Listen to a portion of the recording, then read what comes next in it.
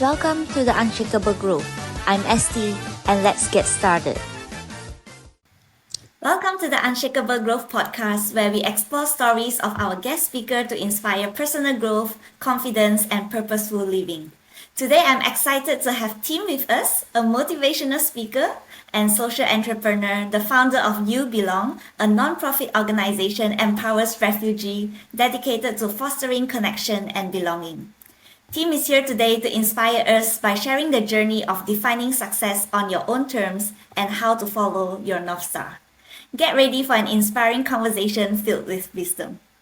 Welcome to my podcast, Tim. It's my absolute pleasure to have you here. Yes, Esti. Oh my gosh, it is so good. I've been looking forward to this Yeah. ever since you asked me. And it's so good to be on the podcast. How you doing? I'm pumped.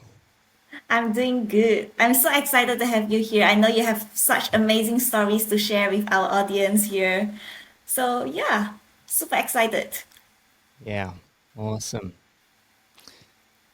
Well, now let's get started. Can you share a little bit on what inspired you to become a motivational speaker and how did that path lead to founding You Belong? Wow, what a great question. What inspired me to be a motivational speaker? I would probably have to reverse the two things where what inspired me to start You Belong, because it's out of the work that I've been able to do in the realm of social impact work, background in humanitarian work for the last 20 years in some of the most challenging conflict zones in the world. And that experience from places like Iraq to Ukraine to the Middle East in Israel and the West Bank to Turkey and throughout Africa, I've had the chance to have some pretty life-changing experiences, not only for myself, but with my wife and now 4 kids.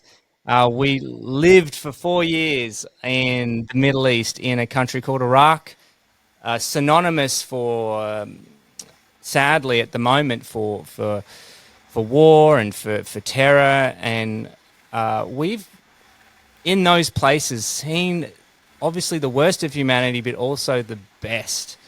And we've seen how courageous human beings live their life on a daily basis in the face of trauma, in the face of awful things that are happening in their own neighbourhoods, in their own communities, and yet they're living inspiring lives. And as we came back to Australia, gosh, it would have been in 2019, we were able to start an organisation called You Belong, which Wow. helped and came alongside these same refugees we were serving in Iraq that had fled ISIS, that had now made their way here to Australia. We were able to help on the other side of the equation to help them to integrate and to live an empowered, thriving life here. And I guess when it comes to motivational speaking, I've got a message. I've seen this incredible life and this work that we've been a part of. I've seen what the world can do through courageous humans doing incredible things in the face of adversity. And so I've got a message to share to encourage people and hopefully inspire them as well along the way that they can too, whether it's in their own life, in business or in high performance athletics or whatever it may be, their own personal dreams or dreams bigger than themselves. It's it's something I love doing, and there you go. That's kind of a bit about where all this has come from. Yeah, well, such meaningful things that you have been doing. But I'm just wondering, what was that first moment that inspired you to do such big social impact actions from your side? That first moment, Yeah. you know, I tell you something. I really believe that so much happens in us before we even are able to talk. I was born in Indonesia and lived the first few years of my life in the jungles of remote Papua, which was an Indonesian province of Papua New Guinea island, and I believe I learnt in before I could even have any cognitive memories. I learnt the value of uh, diversity and cultures. I was the only white little baby in a tribal village, a whole village of barely clothed Papuans, and they raised me. They brought that, with my mom and dad. They were incredible. My mother's name's Teresa, and she literally is a Mother Teresa. Not only to me, but as my mother, but a saint, and my dad too served in that remote community, and but I was left for all day with the locals, in their homes, in their huts, and I can't remember that apart from my dad was incredible at taking photographs and collecting. I've got about 20 different photo albums. Those old school photo albums, and I can go through and look at chronological, almost by month of my life there, that I don't even really remember happening, but I know deep down was part of my experience. And so I think in that sense, it found me. This work of working to serve those less fortunate than others was part of my upbringing, and it found me. I don't think there's anything I could have done else in my life. And that's a testament not to what I've done or the steps I've taken, but I guess the incredible gratitude for the things other people have done. And the credit really goes to those who've gone before me and inspired me, and led me along the way. Wow, I really love that you say it actually found you. 100%. Yeah. Wow. Yeah. Now, since how many years has been there since you started this journey of yours helping the different refugees in the different countries? Yeah. Yeah. Well, we moved as a family in 2014, in Mm-hmm. June 2014. And I'd been traveling around the world, and my wife has too.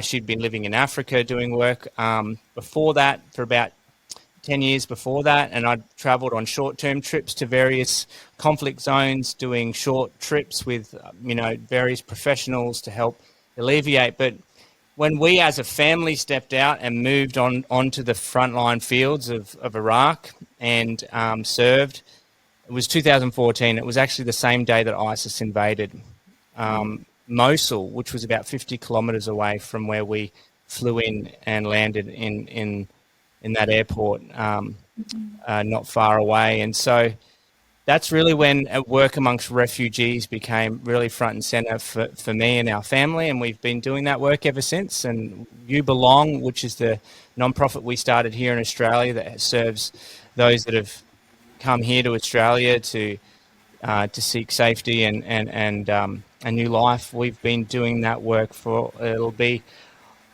the 17th of January, it will be 8 years. Wow. It's been a long way. Yeah, it has been. It has Yeah. been. And how do you personally define success in terms of what you have been doing, and how has your definition evolved over time? I've been thinking about this for a while. In fact, success is something maybe I was taught to,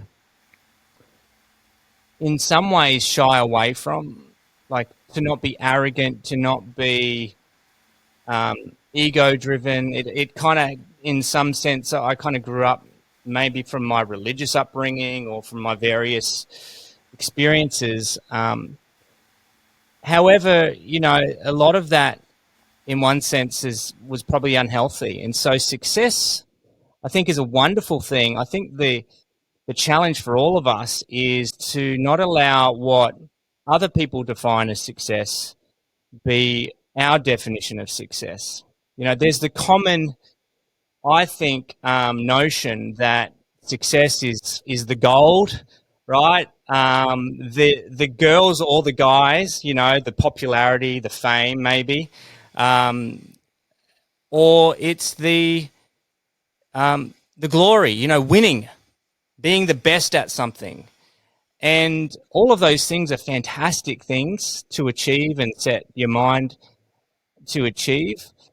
But I think for me, success is what you really are passionate about and going after, and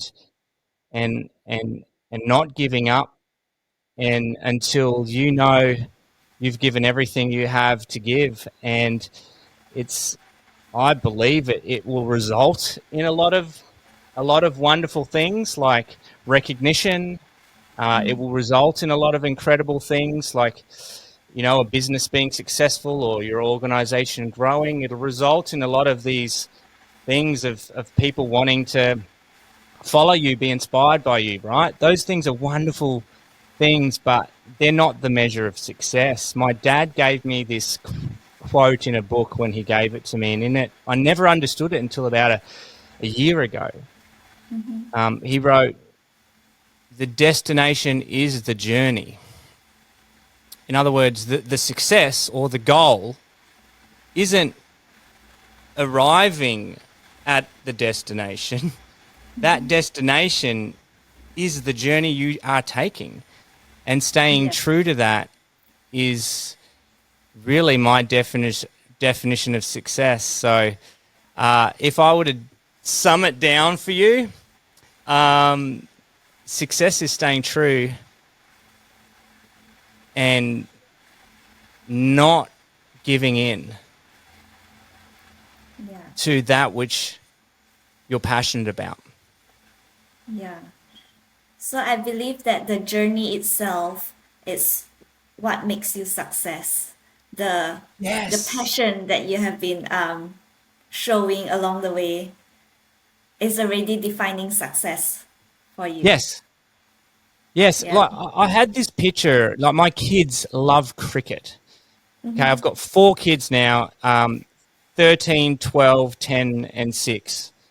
Soon to be 14, so probably should say 14, 12, 10, and 6. A bit easier to remember, but they love cricket, and for them, success right now might be, one day I want to play for Australia. I want to represent my country in this sport.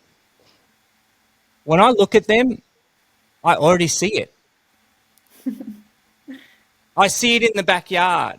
I see it in training when they just beg me to go and train and help them. And whether or not it happens is irrelevant in my mind. Like it's that childhood imagination of wanting and believing and trying and going and maybe pretending in the backyard that you're playing for Australia. That's doing it in my mind. So I guess it's another way to say it's actually in the journey. It's whether or not they decide to, take that journey to the ultimate, point of actually playing for Australia is irrelevant in my mind. I like how you find joy in those little things along the way. Like seeing them playing in the backyard itself, it's already makes you feel happy and feel that they are already successful because they learn to play cricket. Yeah. Well, I think when things don't become that, I think when we adult, when we allow someone else's maybe their view or perspective on us, or we compare and measure. So often those things are, for me, where I think I get, personally, anxious, I get depressed, I lose joy. And so for me, I think I fall into that trap all the time. Let's not mince words here. But it's in the joy of being not childish, right, but being childlike. And my 6-year-old is probably my greatest teacher of this. The kid is immersed in imagination, and loves. He'll probably be on Broadway one day, and maybe he'll play a cricketer on Broadway just to rub it into his brother and sisters. But he just has that ability to just be in that moment, and I think that's where joy lies. That's where being present and not worried about all the concerns of what's to come or the regrets of the past. So, yeah. Yeah, I like what you said there. And just to relate back to what you have said, how do you think can someone start to identify what success looks for them rather than following the societal norm? Yeah. I find this really hard to do for myself, to be honest, because we are overwhelmed with all these pressures of our responsibilities. I'm a dad, first and foremost, a husband, first and foremost, and a dad. And for me, that's my number one priority in life. And so if I'm not succeeding at being a good husband and a loving husband, a patient and supportive father to my kids, then everything else doesn't really matter. And so, but each and every one of us has our own family dynamics. We have our own personal lives. We have our own vocational and career goals and circumstances. And for each of us, it's important to know what we care about, what really matters to us. And it doesn't have to be what other people care about. And society's always constantly telling us what, trying to define that for us. And so I think that's where it's really difficult. I used to do a lot of Uber driving on weekends, and I would quite often go out in the middle of the night. Like I said, I got 4 kids, a lot of mouths to feed, and a lot of cricket gear to buy, and so one of the ways for me to kind of get a little bit of extra money so they can help them on their way would be to Uber drive on the weekends at night, and I loved it. It was so much fun. It was like these adventures of going out, having no idea who I was going to pick up, and no idea where I was going to take them. It was like these little mini adventures. And one of the things I just would love to do, and a lot of it were young people that were going out partying and needing a lift home. I just asked these young adults and anyone really. I was like, "What do you love? What lights you up? What makes you come alive?" It was. I'd never wanted to ask them what they did for work or anything like that. But when they would say, "Oh man, I love fishing, and I love it when I'm in the ocean and in water," and I'd say, "Why don't you do more of that?" And I'd be like, "Well, I have all these obligations and work and this." I'm like, "Well, why not make your work about being in that environment that you love?" And so often I think people, we've got one shot on this beautiful blue planet of ours that I know of at least. And how are you going to spend it? Do what lights you up. It's when you'll bring your best to the world.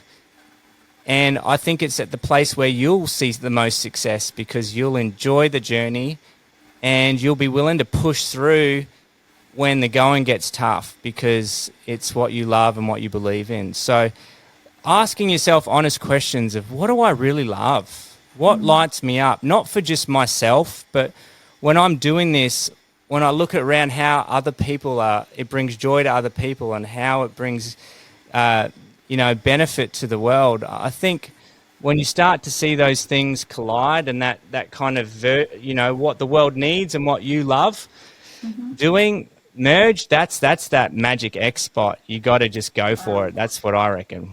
Yeah. find something that you are really passionate about and make it your career. Yeah, or just even it doesn't have to be a career. Just make it. Just do Yeah, more of it, make it and it happen. could. And it, who knows? There's what will come of it. But you're spot on, Esty. And you're doing that. I see that. I mean, that's what inspired me about you and the way that you've gone after what you love. You're a go-getter, and you don't wait. And you don't wait for someone to give you permission to do it. You just go for it. And that's a part of the secret. Too many people are waiting for somebody to give them permission to go after what they want. Yeah, you're a shining example of that. Thank you, Tim. But that's I guess that's something that suddenly that I happen to do, like this podcast as well. It's really amazing that these things happen after I met all of you in the speaking boot camp. But it's really amazing journey for me. Oh, that was amazing, wasn't it? Yeah. And what you were saying just now, just follow your passion. It relates back to this saying of following your North Star. Yeah. So, what does that mean to you? Yeah, you can see this little thing I got around my neck. It's an anchor, like in a sail. Oh, And yeah. when you go sailing, you often, on the back of it, it says hope. And I like to wear this one, and I've got another one, a couple of different things I like to wear to remind me, about, when we're on this journey, and it's like when you're sailing at night and you feel directionless, you feel aimless, it's hard to find success when you're just kind of going from left to right, here to there, and you don't really have any sense of direction. And there's that saying of that North Star, that star that you can just follow, and if you find that in the sky, it's always there. You just follow that, and it'll lead you towards, who knows where it will lead you, but it will ensure you're aligned, I think, in your values, aligned in your passions. So it's finding, like we said, that which we're passionate about, that which aligns with our values. I think this is really important. So often we think, my values are the only values, but everyone has different, I think, different definitions quite often of values, or value different things. Some people value autonomy, whereas other people might value community more, and they're not, one or, it's both and quite often. But it's learning to know, what's that thing for you that whenever you look up in the sky, that these are my values, these are Yeah. my passions, and Do things I'm that gonna align with yourself. I'm gonna align myself with that. Yeah. Yeah. So and it's important when we feel lost, or when we feel maybe confused. Maybe the clouds have come over and we can't see any stars. Yeah. It's important that we just stay true and wait for the clouds to pass, and recalibrate and get back in that direction as often as we can. Yeah, that's a good one. Do you have a story that you can share about the time where you have to realign yourself with your North Star? Yeah, there's like I said before we start, I think I've got way too many stories. One that really was hard for me, and really crushed me, I think, was we'd left our work in Iraq quite unexpectedly. In fact, we took the last flight out of the airport in Erbil that was leaving for about 6 months. So in this state that we were living in, the state of Erbil, government in Iraq, we left everything with 12 hours notice, and we came back to Australia, and our friends, our life that we were building, and the work that we had been pouring ourselves into was just gone overnight. And I was pretty discouraged. that's when I first started Uber driving. When we came back to Australia, I hadn't lived in Australia for about 15 years at that time. So I was still felt like, where am I? Am I? My wife's from New York, so she was never lived in Australia. She'd visited, of course, and she was pregnant with our number four. There was a lot going on in our lives, and to be honest, for 9 months we were living in Australia, just kind of making ends meet. We poured our heart into You Belong, which we had started, and so that was in its early days. But there was no income from that. There was nothing that we were, it wasn't. It was just pure like passion that we had.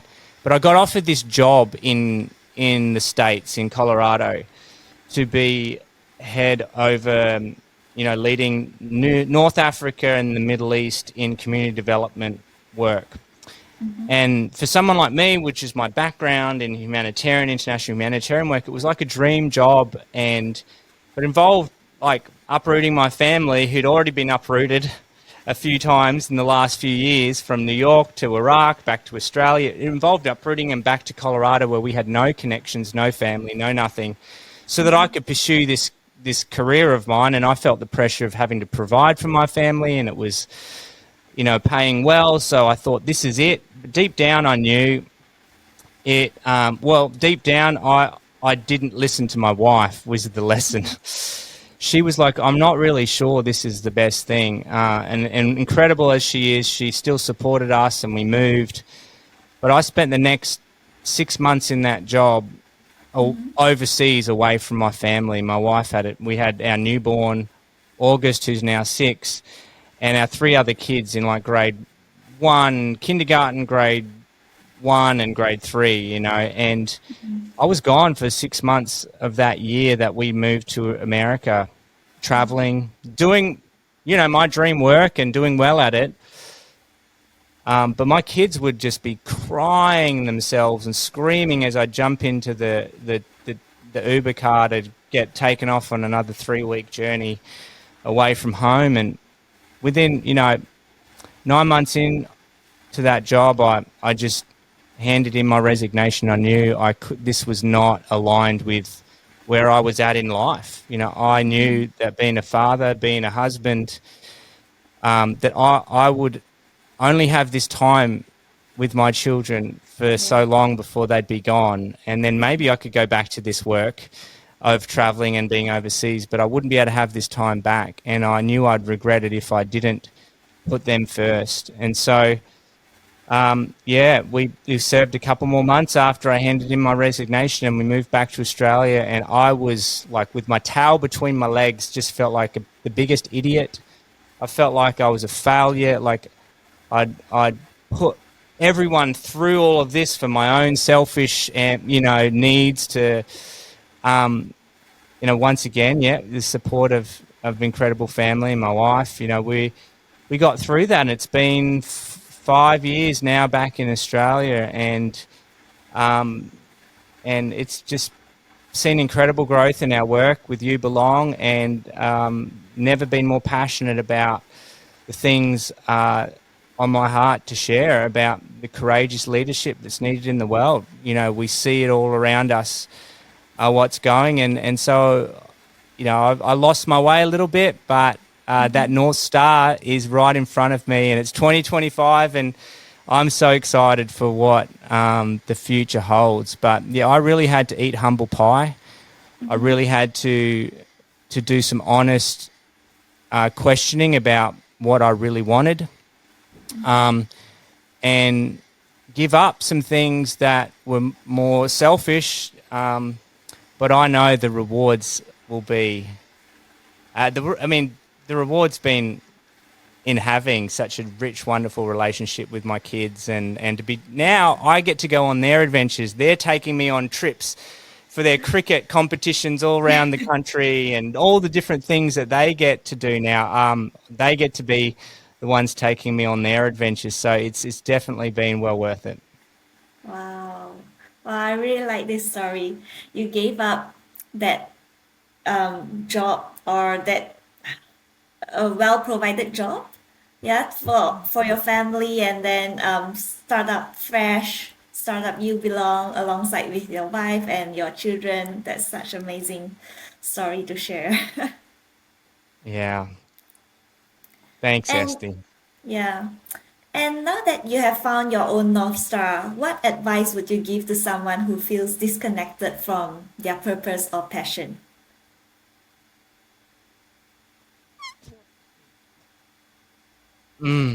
I don't like giving advice. um, I I think I used to love thinking I knew what other people should do. I I just would remind them. I wouldn't.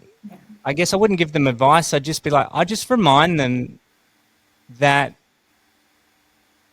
of who they are. You Yeah, know, of what it's like if I knew them. You know, what it's like to be on the other side of them. You know, what it's like to be their friend. What it's like to be a part of their life. If I didn't know them, I would say, you know what, I believe in you. And I would say, I back you 100%. Like, gamble, put it all on the table, on yourself.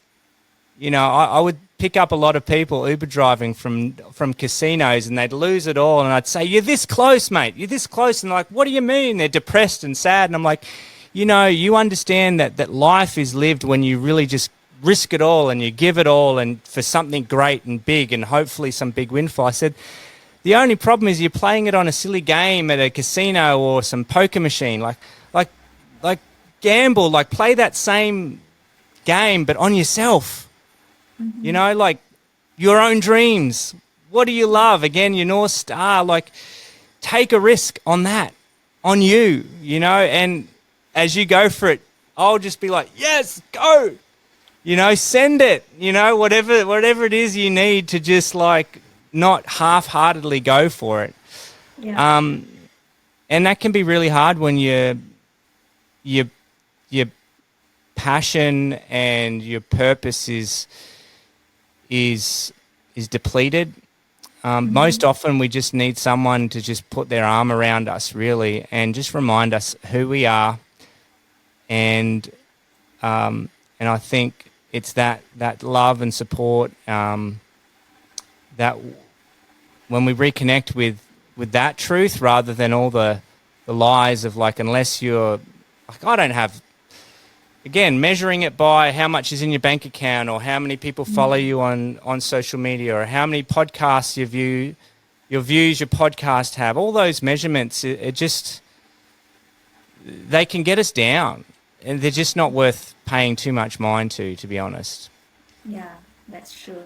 I guess sometimes most of the people they have their answer deep inside their heart. It's just Yes. sometimes they need some encouragement to keep that fire burning. Yeah, I say sometimes you got to give up, but never give in. You know, there's a power in just letting go, Yeah, letting go of the expectations you place on yourself, letting go of the hurt, letting go of maybe your own, like, it has to look like this and be this. yeah, You know, that's that kind of system. giving up. Yeah, that kind of giving up is great, but don't give in.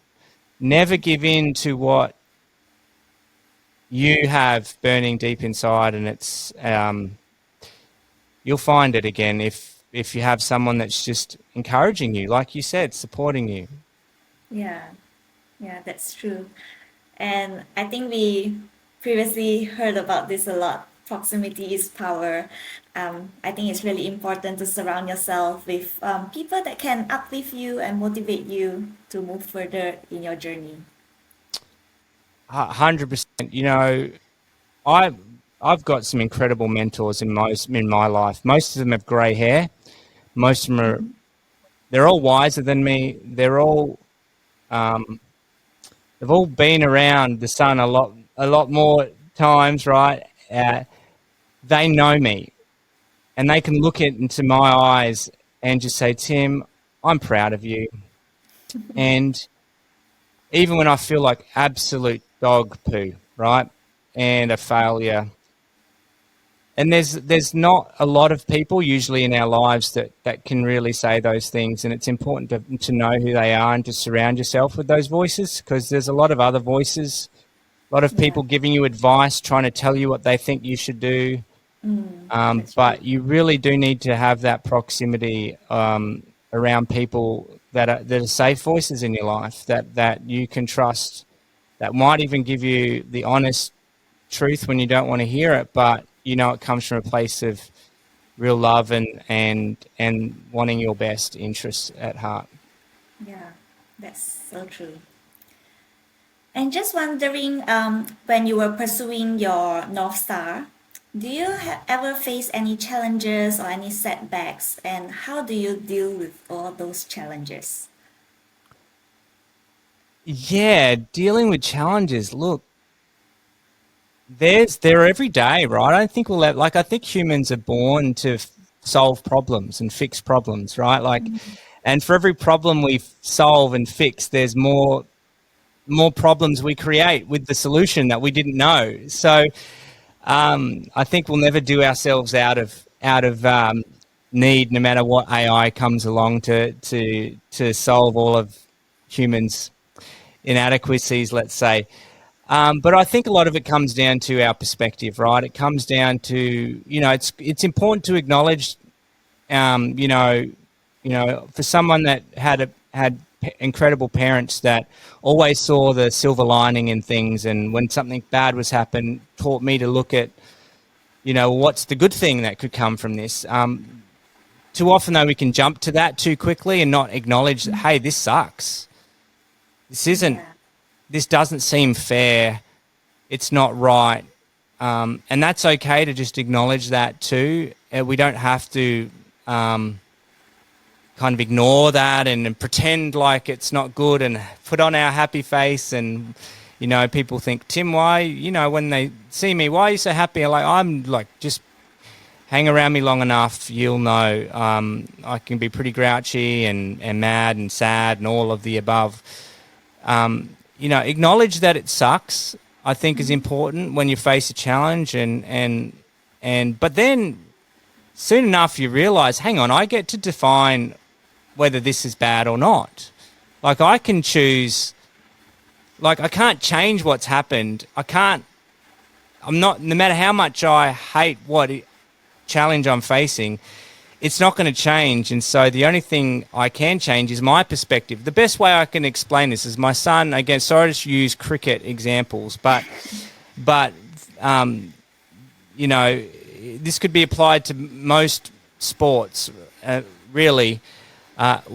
He's short, and so when the ball gets, thrown at him, it usually goes at his head.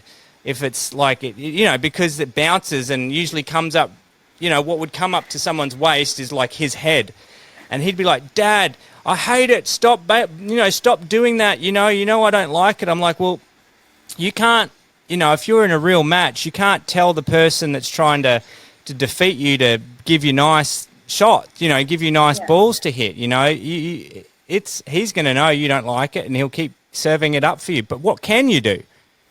And so he had a look and like, well, I guess I can stand in a different spot when he comes into bowl. Like, you could move yourself forward, or you could move yourself back. That ball's going to arrive at you at a different height if you meet it before it even bounces, right? And so you can change where your perspective is. You might not be able to change what he does, but you can change what you do, and that does change the challenge, the outcome. So you've got to be in a state of mind where there's a lot I can't control, and the things that I can't control are usually the problem that suck, but there's a lot I can control. And so think long and hard. What can I do? What new opportunity? Like, challenges are opportunities, we get taught this, what's the opportunities and the gems, the opportunity could be something we need to work on, but if we phrase it as a negative feedback, then we're going to beat ourselves up. But if we phrase it as like an opportunity to grow and develop something new, well, then that's a positive thing. So, I'd kind of go through that process and be kind to yourself.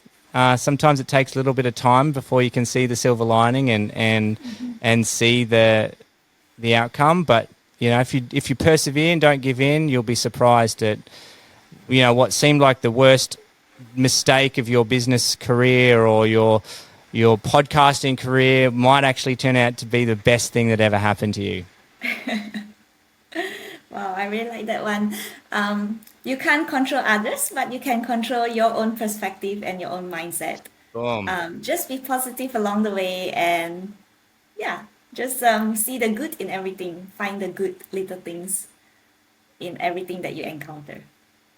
Oh, that's it. One of my.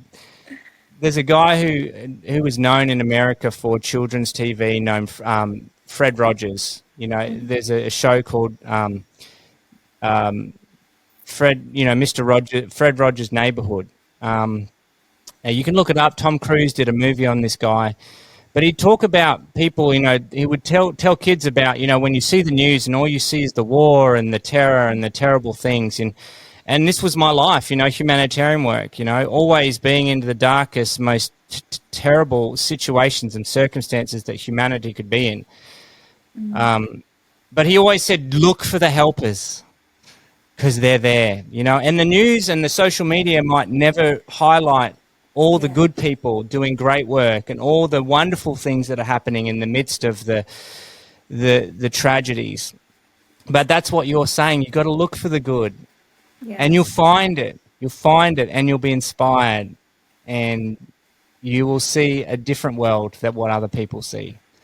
And that's your world you live in. And that's the only world that matters, is the world that you're in. Wow, love it. Well, that's such an incredible conversation we have there, Tim. From redefining success to following your North Star, Tim have given us so much to think about and to act on. If there's one takeaway from today, it's that success isn't about fitting into a mold, but it's about aligning your life with your unique purpose and values. Couldn't have said it better myself, Esther. You are a gem. Thank you. Thank you so much for coming into my podcast once again. And to our audience out there, if you want to learn more about Tim's work or support the amazing mission of You Belong, be sure to check out the links that I will put in the description below. And don't forget to subscribe to the Unshakable Growth podcast for more inspiring conversations like this one. Until next time, remember your growth is limitless when you stay true to yourself. Keep shining and keep growing. Thanks for tuning in the Unshakable Growth. Stay unshakable, and I'll catch you in the next episode.